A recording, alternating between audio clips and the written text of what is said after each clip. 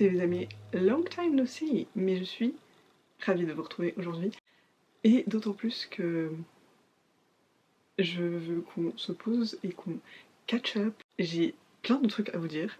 Et du coup, je me suis dit, allumons cette caméra, filmons, parlons, so grab a snack, have a drink, parce qu'on est là pour passer un bon moment, mais aussi peut-être un long moment. J'ai tenté de filmer cette vidéo hier et j'ai parlé pendant plus d'1 heure. Et je me suis dit, je vais pas m'infliger ça. Alors peut-être que oui, je vais à nouveau me répéter, mais j'ai essayé de me faire des guidelines. Vraiment, vous verrez, pour l'un des sujets, je suis venue préparer avec mes petites notes. Au programme, je veux vous parler de ma panne de lecture, de comment j'en suis sortie, ce qui m'a sauvée de tout ça, de la série Off Campus qui hante toutes mes pensées depuis qu'elle est sortie. Et oui, il faut que j'extériorise tout ça à un moment donné. First things first, ma panne de lecture. Je suis ravie de vous apprendre que je suis sortie de l'une des pires, si ce n'est la pire panne de lecture que j'ai eue. Je sais pas trop quand elle a commencé, j'ai l'impression que tous les livres que j'ai lus en 2026, en vrai, en janvier c'était nice. J'étais contente, j'étais en mode oh, new reading year. Trop hâte de voir tous les livres que je vais lire et découvrir cette année. Et après, c'est enchaîné, genre 2-3 mois de. Je lisais, mais je n'arrivais pas à me plonger dans les livres. Je sais pas comment vous expliquer ça autrement que je lisais des mots sur une page. Et en principe, c'est le but, hein. Mais quand littéralement c'est juste des mots et que rien ne fait sens et que rien ne t'impacte et que rien reste avec soi, pourquoi faire Je n'arrivais pas à me plonger dans les histoires, je commençais des livres, j'avais pas envie de les finir. C'était même pas le genre de panne de lecture où j'ai lu un livre incroyable, 5 étoiles, 6 étoiles, et que rien ne comparait. Non. Vraiment, tout ce que je lisais ne m'impactait pas.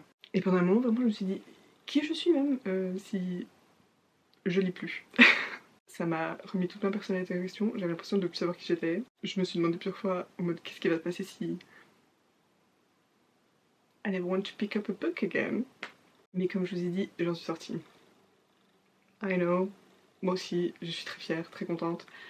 Et je veux vous parler de ce qui m'a sauvée sur ce coup-là, parce que je suis pas sûre que ce soit une solution qui marche à tous les coups, parce que moi j'aurais jamais pensé. J'ai relu toute la saga Off Campus. Et vous verrez, tout fait sens, vraiment. Toute cette vidéo, elle a un seul thème, et c'est Off Campus. Si vous savez pas du tout de quoi je parle, Off Campus, c'est du coup une saga écrite par Elle Kennedy, qui se base, genre chaque livre est focus sur un personnage masculin et son love interest. Ça se passe à leur université, c'est Briar University. Les versions principales, c'est 4 joueurs de hockey. And they're friends, and it's so much fun. Du coup, chaque livre se focus sur une romance et leur histoire et tout le drama qui peut s'en suivre. Et le premier, c'est sur Anna et Gareth. Anna, elle est music major. Toute sa vie, genre vraiment, elle a une passion folle pour la musique. Et Gareth, le capitaine de l'équipe de hockey. Le deal de l'histoire, c'est qu'en fait, ils vont fake date. Elle va accepter de être sa mentor et lui donner des cours pour qu'il ait une note pour passer son examen de philo. Et en échange, lui, il la fake date pour rendre jaloux le gars sur lequel elle a un crush. Forcément, vous vous doutez que ça va pas s'arrêter là. And they might just fall in love. Voilà, pour vous donner le concept général. Avec, du coup, des nouveaux personnages.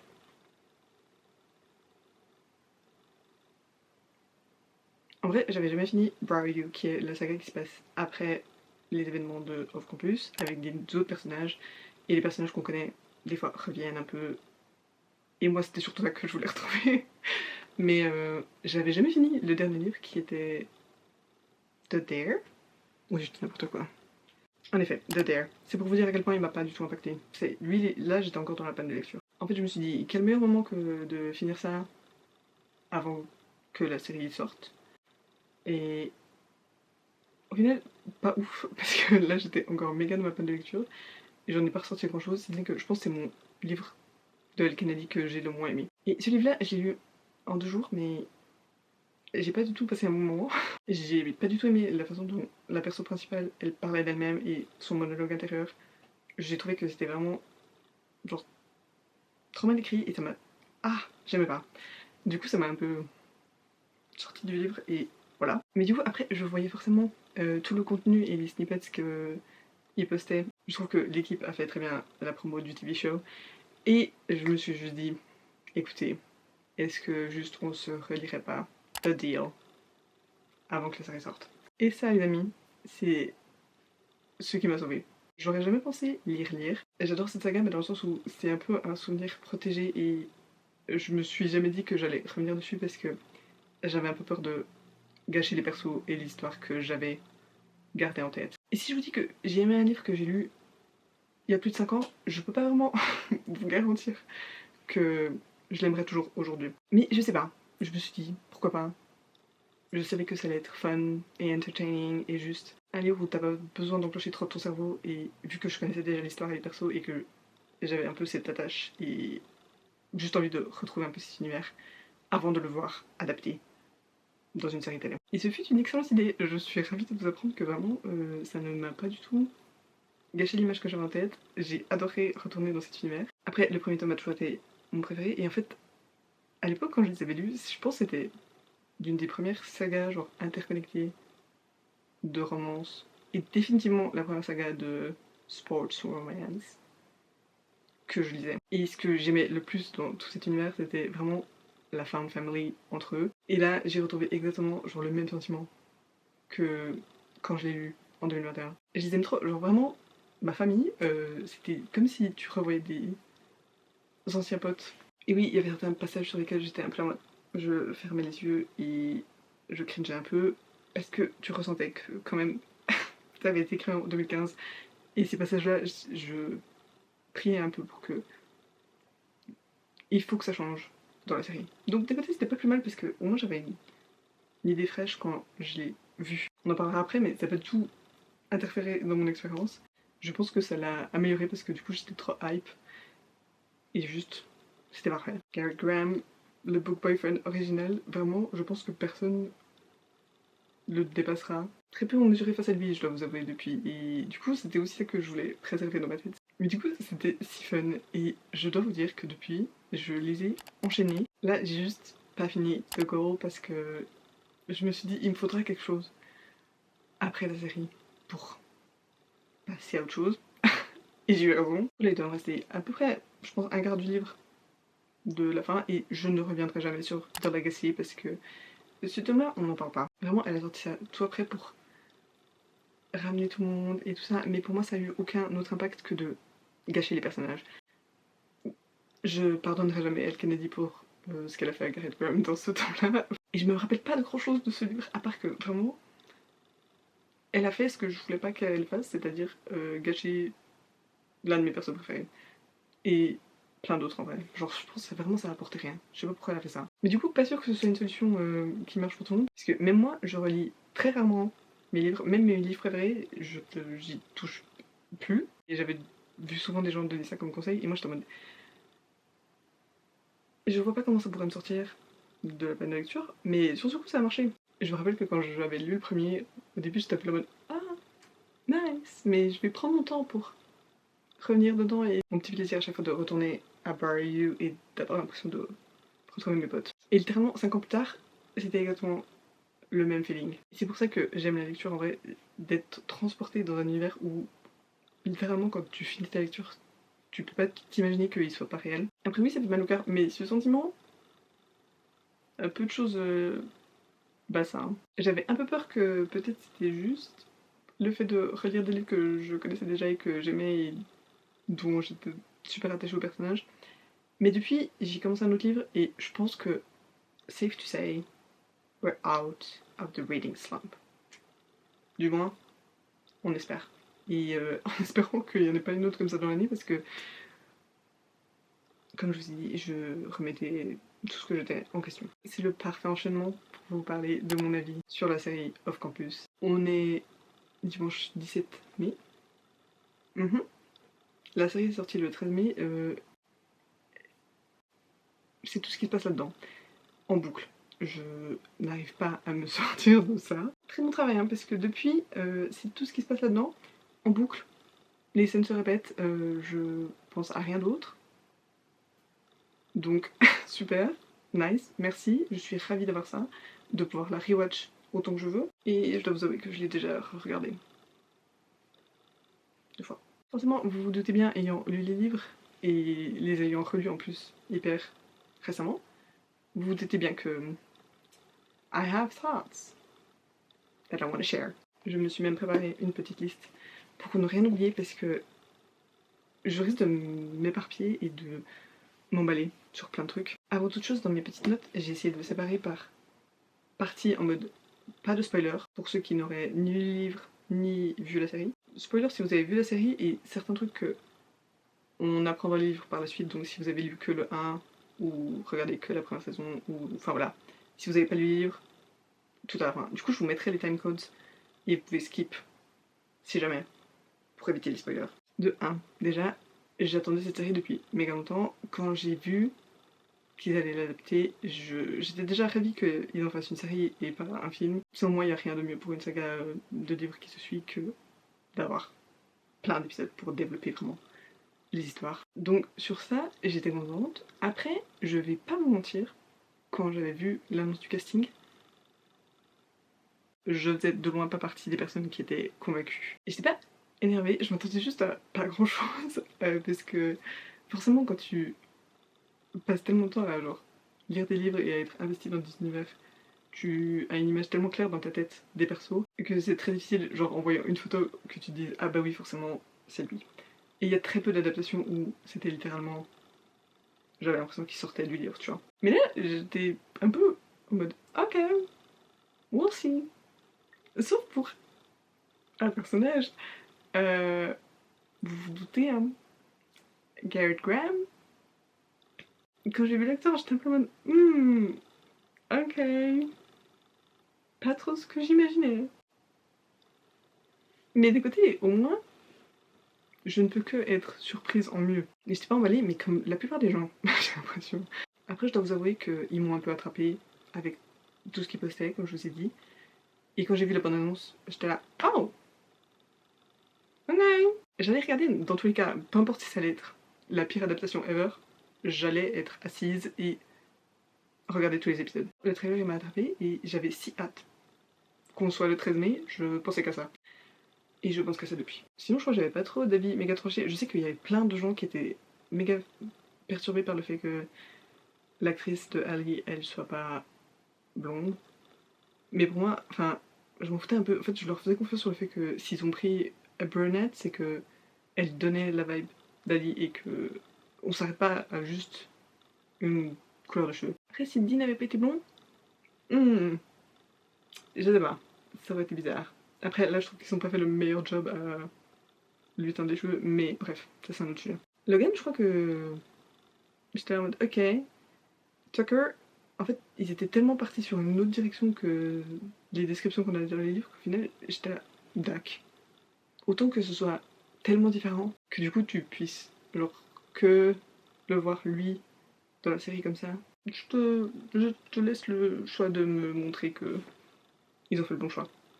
Mais forcément, moi je pars du principe aussi que c'est une adaptation et que rien ne va être une adaptation genre 100% fidèle au livre et c'est pas le but. En fait, on peut pas juste prendre un livre de je sais pas combien de pages et le mettre exactement comme ça dans un film ou une série. Et pour moi, tant que l'âme du livre elle est préservée dans cette nouvelle forme, I'm okay. Et là, je trouve qu'ils ont fait genre tellement un bon job à préserver le cœur de cet univers et pourquoi en fait on aime tellement ces personnages et ces histoires. Et moi, j'étais dedans. Dès les premières secondes où on voit Gareth sur la glace, j'étais là, ok, I'm in it, je suis sur le campus avec vous. Et surtout, le moment où je me suis dit, oh my god, ça va sûrement être une bonne adaptation, c'est quand j'ai commencé un peu à voir le cast interagir entre eux et avoir un peu des interviews et des petits bouts comme ça de eux en promo. Et je me suis dit, ça se voit trop que ils voulaient faire un bon job et qu'ils étaient tous méga investis et qui they had fun. Un des trucs que j'ai le plus apprécié, c'est vraiment à quel point ils avaient développé tous les personnages et que tu ressentais déjà, genre dès la saison 1, les personnalités de chacun et tu voyais déjà les histoires s'installer aussi pour les autres persos. Et le fait que vraiment c'était un groupe de potes et pour moi c'était ça le truc le plus important à retrouver, parce que c'était ma partie préférée en fait, c'est le fait que ils se choisissent comme deuxième famille. Et ce point-là, je trouve qu'ils l'ont super bien amené, que toutes les histoires étaient bien amenées, que tout faisait sens et que tous les personnages, je les aimais trop. Le fait aussi que Beau soit beaucoup plus développé comme perso et que dès le début, voilà, et qu'on voit toute son amitié avec Jean et qu'il soit aussi présent dans la vie des autres. Love that. Un autre truc que j'ai trop aimé, c'était la façon dont ça a été édité et tourné. On commence avec une soundtrack pareille, avec l'écran qui se scinde au début et qu'on voit Anna d'un côté, Gareth de l'autre. So 2000s. J'ai vu plein de gens comparer la série au frère Scott et je vois ce que vous voulez dire dans le sens c'est Nathan et Hailey, mais moi je suis pas trop d'accord. Enfin, quand je regardais la série, j'avais vraiment ce sentiment-là de oh, il y a quelque chose de différent. Vraiment, la façon dont dont ça a été monté, it felt different. Good, different. Autre truc absolument génial, la soundtrack. Merci pour tout. Et je trouve le mix entre des musiques contemporaines, nouvelles et the oldies, tout le rock pour faire un peu an ode to Book Garrett. Et on a eu du One Jackson. Maintenant, attention, spoiler, si vous n'avez pas vu la série, passez. Je vous laisse 5 secondes, mais. Ok? Good? Déjà, je trouve que tous les changements ont été bien amenés, que tout était justifié et justifiable. Et j'étais d'accord avec la plupart des changements qu'ils ont fait, et je trouve que la série se porte bien ainsi. Encore une fois, c'est une adaptation, on ne peut pas transposer le livre comme ça. Vraiment, c'est mieux comme ça. Le seul truc que j'ai pas compris, c'est pourquoi ils ont changé tout le motif derrière la passion de Gareth pour le hockey. Vraiment, dans les livres, le hockey c'est toute sa vie, et c'est le seul où j'étais genre convaincue du début jusqu'à la fin qu'il n'y avait pas d'autre moyen qu'il en fasse sa carrière. Et pas juste parce que son père faisait du hockey et tout. Non! Non! Et je trouve que j'ai pas compris pourquoi ils ont fait tout ce truc-là de lui qui doutait du fait qu'il aimait le hockey, parce que vraiment, dans les livres, c'est. Il n'y a aucun doute. Et je trouve qu'il n'y avait pas besoin. Surtout que l'un des trucs que j'aime trop sur leur dynamique entre lui et Anna, c'est que ils ont les deux, genre, une passion monstre pour quelque chose dans leur vie. Et ils peuvent se retrouver, se comprendre sur ça. Et là, non, c'est le seul truc que je regrette vraiment. Le reste, I'm okay with it. Alors oui, hein, je ne serais pas plaint si on avait eu un moment où il la teasait sur le fait qu'elle était fan de One Direction. Mais on a déjà eu son prof qui mentionnait qu'elle a littéralement genre, rendu à travailler sur ça. Le fait qu'elle avait une playlist Spotify sur ça aussi, sur son ordi. Les petits trucs que tu remarques une fois que tu rewatch. Je m'attendais à rien, je m'attendais à ce qu'il skip totalement sur ça et qu'on ait zéro mention de One Direction. Mais j'étais très contente de voir que non. Après, ça aurait pu être elle aussi qui demandait de passer Kiss You dans le bar. Parce que c'est moi, il n'y a aucun monde où je réagis pas quand mon groupe préféré passe dans mon bar. Et guys, en parlant de changement, je peux pas parler de Jane et Ali. Vous auriez dû me voir. Hein. Quand je vous dis que ça m'a bien pensé, c'est surtout eux. Hein. L'épisode 6 will go down in history. La façon dont I was kicking my feet en regardant chaque scène d'eux, j'étais un peu partie du principe que ils allaient suivre lors des livres et que oui, on allait les voir parce que forcément ils allaient interagir une fois que Hannah et Garrett étaient ensemble. Quelle surprise! La scène dans l'épisode 2 à la fête là, des Dynamic Duos. Merci. J'exagère à peine quand je vous dis que ça a changé des vies. En tout cas la mienne. Plus jamais pareil. Et quelle fut ma surprise quand, après la pièce de théâtre, je vois sur son téléphone le Do Not Call. Et pendant un quart de seconde, j'étais là. Je sais que vous voulez qu'on pense que c'est son ex. Mais j'étais là, non. Non, non, non, non. C'est Dean. Et après, dans l'épisode de Thanksgiving, quand ils sont les deux mentionnés, qu'ils rentraient à New York. Ding, ding, ding. J'ai cru que je pété mon crâne, je vous explique pas, parce que j'étais là, non, non, non, non, non. Mais déjà, maintenant, ça va vraiment se passer. Et quand elle monte dans la voiture, j'étais en mode, je sais ce qui vous attend. Profitez bien, mais je pensais pas qu'on allait littéralement le voir. Je pensais qu'on allait passer à autre chose et on n'allait jamais voir leur POV. Quand à la fin de l'épisode 5, la caméra elle tourne et qu'on voit Ali, vraiment vous auriez pas voulu être vers moi parce que je savais pas où me mettre. Ils se sont pas arrêtés là, ils nous ont donné l'épisode 6. Actually, lost my mind. Vous l'aurez compris, je suis la number one Hannah Garrett fan. To my core. C'est eux mes préfs. Je pense que rien ne battra jamais Dean et Ali dans la série. Comme je vous dis, il n'y a que ça qui passe en boucle depuis. Je pense à rien d'autre que Dean. You love love. Le Ranges. Je peux que attendre la suite, mais ça va être difficile. Hein. Ah, c'est bien que j'ai noté ça parce que j'allais oublier de le mentionner. Girl in New York. Dans cette scène, guys, on a déjà eu une chanson de Ramadan, a second one, and this one. Rien ne pouvait être plus parfait. I love them. Et je suis d'accord avec ce changement parce que, oh my god, au moins c'est là. Et c'est tellement des fan favorites que je pense que même eux, ils avaient trop hâte de nous donner ça. Et typiquement, eux, c'était vraiment leur moment de prouver ah, vous voulez voir à quel point on était parfait dans ces rôles. J'ai jamais vu quelqu'un embody Dean de cette manière. Personne n'aurait été plus parfait dans le rôle de Dean. Et Ali, my girl, you carried the show. Parfaite. Il y a eu quoi d'autre comme changement? Ah, le fait que Logan, il est un sibling non-binaire. I didn't really care about it. Je comprenais pas trop pourquoi le besoin de tout filmer dès que ça se passait et de leur balancer un téléphone comme ça dans la tête à chaque instant de leur vie. Mais bon, je pense qu'il y aura une suite logique pour l'histoire notamment de Logan avec Grace. Vu qu'il y a un moment où elle dit ah, j'ai des amis qui travaillent à la radio. We'll see. Guys, c'est la Cindy du montage parce que je réalise maintenant que j'étais peut-être un peu trop emballée à vous parler des trucs fun et exciting que j'avais relevés, mais je tiens aussi à dire que je trouve qu'ils ont fait un excellent job à faire vivre leur histoire, autant les côtés fun que forcément genre j'ai trop aimé, que les côtés plus dark de ces persos. C'était bouleversant de revivre ça, mais la scène où Anna elle appelle sa maman, guys, actually, faites-moi plus jamais ça. Je tenais à le mentionner quand même parce que c'était quand même une énorme partie de leur histoire et they did an amazing job. Et sinon, j'ai adoré tous les easter eggs, les petits clins d'œil à l'original.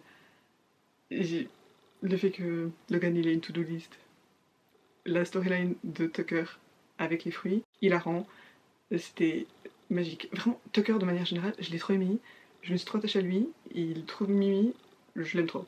Qu'on le protège de tout. Si on pouvait protéger quelqu'un d'autre, c'est bien beau, hein, parce que vient la partie où, si vous n'avez pas lu les livres, arrêtez-vous là. Et il va falloir que, si vous décidez de faire des changements, vraiment oublier des trucs, vraiment n'hésitez surtout pas à oublier, c'est tellement crucial du plot, je sais que c'est impossible, hein, mais n'hésitez pas à oublier cette partie du livre. On se portera tous mieux ainsi, et nos petits cœurs aussi. Qu'on me protège beau, qu'on l'emballe dans du papier bulle, que rien ne lui arrive, retirez-lui son permis, merci. Vraiment le fait qu'il l'ait fait être tellement plus investi dans la vie de tout le monde, ça va faire tellement mal. Et bande de fous, j'ai vu les théories en mode oh, peut-être que ce sera Dean dans la voiture. Ou pire, ce sera Ali et que c'est elle qui doit apprendre. Non. Arrêtez, tout de suite. On en parle pas. Le fait qu'on a eu la scène avec You and Your Hand dans la saison 1, actually I'm good. Vraiment, il me manque plus que Call Dean. Et c'est tout ce que j'attendais de tout ça. I'm good. Vraiment, merci pour tout, merci pour votre service. Tout va mieux. À part ça, pour quelqu'un qui dit que Gareth et Anna c'est ses préférés, je suis passée un peu vite sur eux. Mais petite mention spéciale, parce que oui, j'ai peut-être un peu au début douté de Belmont, l'acteur de Gareth. Guys, la scène dans l'épisode 4 où il se met à danser pour qu'elle soit genre confortable. That was Gary Graham and Hannah Wells. Tous les moments où en fait il souriait sur le fait que juste elle existait. Si ça c'est pas mon Garrett, je sais pas qui c'est. Pour conclure tout ça, ma théorie pour la suite, c'est qu'on va continuer à pas suivre l'ordre des livres et que la saison 2, elle va se focus sur Dean et Ali parce qu'il n'y a aucune raison pour laquelle il les ait amenés si tôt. Et il y a tout le drama là avec Hunter. Je pense que ça va prolonger le truc, mais du coup, ça fait aussi qu'il y a encore tellement de thèmes à explorer de leurs livres. Mais j'ai du mal à comprendre comment est-ce qu'ils vont mettre ça sur pause. Ou alors, je serais pas contente parce que du coup, ils vont genre retourner en arrière. Dean va être stubborn et plus vouloir s'investir avec ça. Mais non, non, non, non. Non. Donc, ma théorie, c'est que saison 2, Dean et Ali, mais Grace va être introduite. Et avant de regarder la série, j'étais en mode, bah, je suis sûre que en fait, la saison 2, ça va être Logan. Vu qu'ils ont annoncé l'actrice qui va jouer Grace et que dans l'annonce, Antonio, il était en mode, You wanna come do season 2 with me? Mais je pense que c'est un piège. Parce que justement, elle va être dans la saison 2, mais ça va pas être le main couple. Et j'ai vu la showrunner faire des interviews en disant que justement, il y aura toujours un peu un main couple dans chaque saison avec des histoires en parallèle. Et du coup, selon moi, l'histoire de Grace et Logan, elle va être introduite comme celle de Dean et Ali était. Et ça fait sens aussi dans la timeline des livres, parce que il se passe ce qui se passe, elle se casse à Paris, il a tout l'été pour se morfondre, et ils reviennent, et c'est le semestre d'après, saison 3. Alors oui, peut-être j'ai tort, mais c'est ma théorie. Je crois que j'ai mentionné tous les points que dont je voulais vous parler. Et dans tous les cas, I love to yap, mais là, j'ai tourné depuis bien trop longtemps. Donc, souhaitez-moi bonne chance pour éditer ça et vous sortir ça. I hope you had fun. Et vu que j'ai bien trop parlé, ma caméra s'était éteinte. Donc je profite de ce petit moment pour finir cette vidéo parce que voilà, il n'y a pas de conclusion sinon. J'espère que vous avez passé un bon moment. I loved the show. Vous l'aurez compris, peu importe ce qui se passe, je serai là pour la saison 2. J'espère que si vous n'avez jamais entendu parler des livres ni de la série, ça vous a peut-être donné envie de regarder. Je sais pas si je vous conseille de lire les livres parce que comme je vous ai dit, moi j'ai un peu cette attache personnelle et je pense que j'aimerais toujours ces livres, mais gardez en tête que it was the vibe at the time, you know? À vos risques et périls. Après, je trouve que même si c'est pas les livres les mieux écrits ever, il y a un truc qu'ils font bien, c'est la fin de Family et le fait que juste ce soit très divertissant et addictif. Genre, vraiment, je sais pas ce qu'elle met dans ses livres, Elle Kennedy. Il y a très peu de livres que je lis autant vite que le sien. Voilà. Sur ça, moi je vous dis à très bientôt. Prenez soin de vous. Lisez un livre. Regardez la série. Et moi, je vous vois très bientôt. Bye!